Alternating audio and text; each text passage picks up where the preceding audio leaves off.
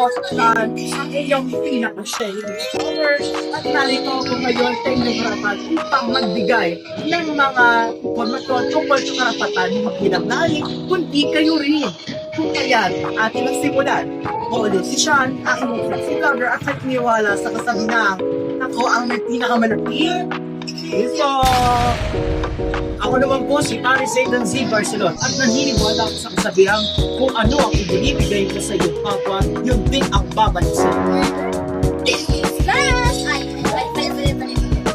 Ako si Carmen Jenek, hindi na naniniwala sa kasabihan na wala kayong mansyon.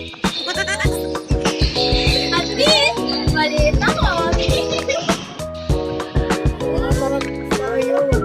Wala pa nga akong ibabalik.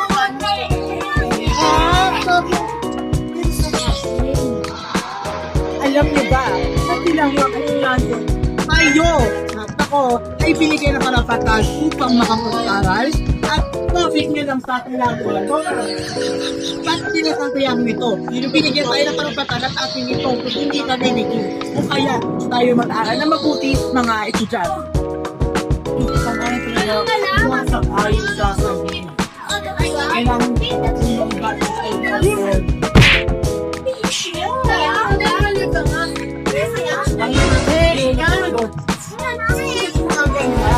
alam niyo ba na ng ating estudyante at ng mag-aaral, pati kayo mga mag-aaral na nanonood sila, ay may karapatan sa ibigay ng salubin ng inyong mga opinyon.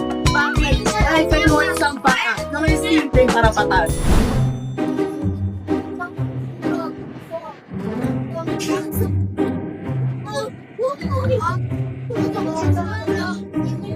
Kaya na mo sa gustong gawin. Hi! Nabalik ulit ako. Your favorite vlogger. Okay. Alam mo ba kuya? Nakikita ko naman. No smoking! NOSOKING! No smoking!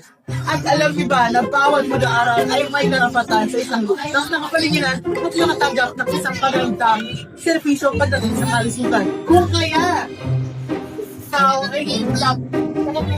Most smoking area.